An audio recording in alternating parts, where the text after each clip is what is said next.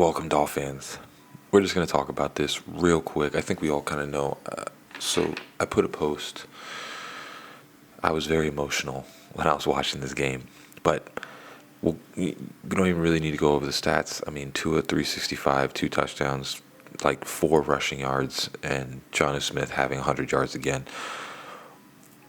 The thing with this team that I keep seeing is that whenever we play teams like this, they just don't show up. And it's just too many mental mistakes. And, at the end of the day, it is true that the team takes on the head coach's personality and what it kind of seems like. Now, am I putting all of this on Mike McDaniel? No, but I'm putting a lot of it because this is his team, Curtis Weaver, I keep calling him Curtis, Anthony Weaver. I mean, I understand that you're missing some pieces, but you also have a lot of pieces. You have Javon Holland, Jalen Ramsey, Calais Campbell. You have all these things. So, unfortunately, the muff punt was the first among a bunch of dominoes that fell. The defense this game was awful. Like the second half, I get it, but I don't understand why it has to be in the second half. It's like everybody in that locker room knew that this was the game that we needed to win. Now, winning it's not the only thing, but at least show up. It's like it's been years of every time they play a good team, it looks like this, and you knew it was going to happen right at that muff punt. With what's his face, Malik Washington being at the 5-yard line, and he's tripping, falling, trying to catch a ball in snowy weather. Just a stupid play. And here's the thing: people are going to blame Tua. I said it in the comment, with Tua, but Tua wasn't to blame for this, but he did have part of the blame. And what the blame is that, you want to kill the narratives that you can't do anything in cold weather. Well, the first half, there were like 4 passes that if Tua hit these passes, I mean, we're probably going down the field scoring points. It was a Tyreek Hill, it was a Jonnu Smith, and it was like a Devon Achane or something like that. And they were basically wide open, and Tua underthrew them, just threw it in the ground, like just did not look like he had prepared in the cold weather. And I this is what I'm trying to wonder, because I get you got to take the flight and everything, but you knew this game was pivotal. I don't understand, not even just I didn't hear anything about them practicing in the cold weather or anything like that. Like this, and it clearly showed, Tua just could not hit passes in the first half. Now, in the second half, you'll see the stats. I would say a third of that is just basically at the end of the game when they were just playing back. But cold weather, man, there was like 4 or 5 passes that Tua just did not hit, that if he hit them, it was a completely different ballgame. Now, the muff punt, the Danny Crosman thing, that needs to end. I think there needs to be some sort of change there. You got to get rid of this guy, because that should be taught just right off the bat. Right off the bat. If you can't see the ball and you're right at your own end zone, let the ball go. This is too important of a game to just try and catch a ball in the snow, diving for it on your knees. Just a really stupid play, and this should be something that is taught. Tua,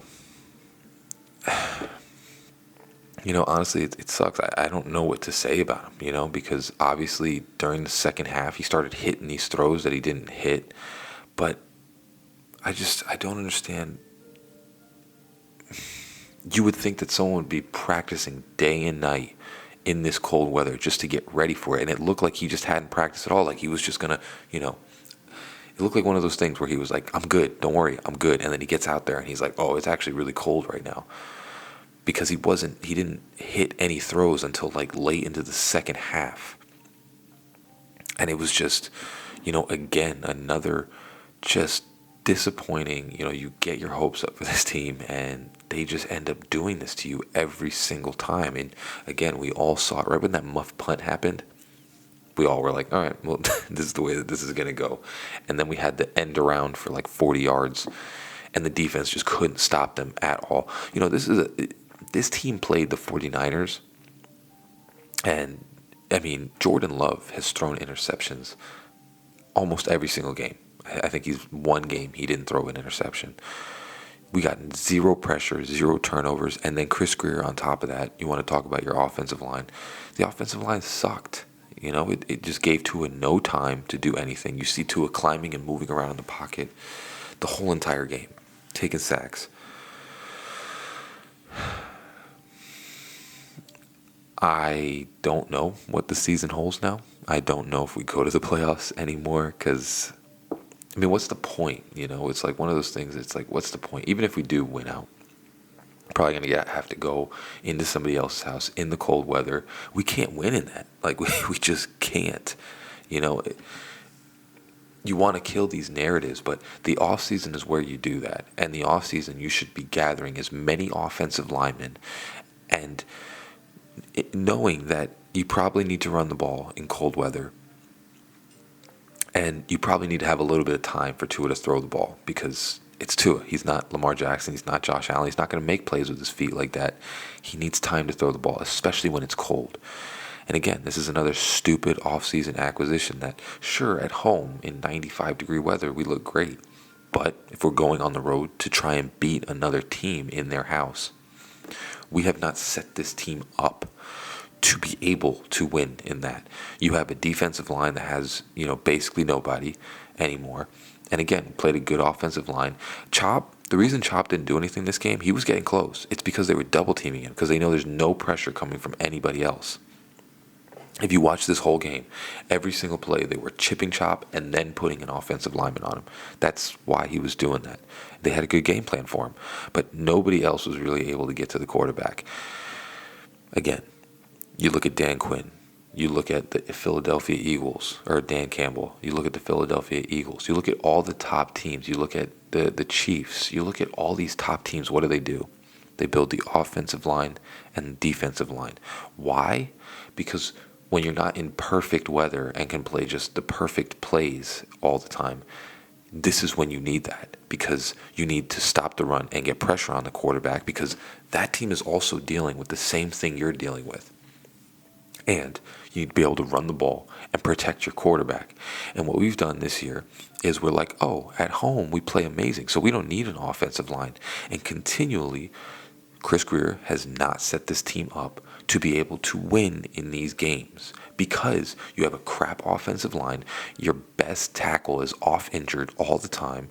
You have a okay defensive line, but for the most part, if it's a good offensive line, only Chop is really getting pressure at this point because you have off-injured players on that side. So at the end of the day, you look at Chris Greer and you go, you know what? This is time because you did not set this team up. You have not set this team up to win in these games because we've already locked down we'll beat the teams that we can beat. We already locked that down. We don't need that anymore. The next step is trying to beat the teams that people say we can't beat. And how you do that is you build the offensive line and the defensive line. You want to pay all these players, Jordan Poyer, Anthony Walker, who else? I don't remember everybody. All these different players that we brought in the free agency. You know what I would have rather have had? You keep Robert Hunt, whatever he wants. Keep him there. See if he wants to stay, but keep him there.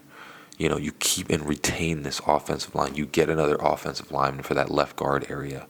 You keep all these players on this line and you build it up in a way so that you have a solid foundation, which Chris Greer just has not done. And it's making it very hard. Again, to Mike McDaniel, I don't fully blame this on them. What I blame it on is that the pieces that they've been given, they have to work with in a certain way, and you just can't. At the end of the day, you face these teams and you get exposed every time. So I blame all this on Chris Greer at the end of the day. We'll get into the film breakdown later on in the week. But as always, guys, fins up, baby. Love you all. Peace.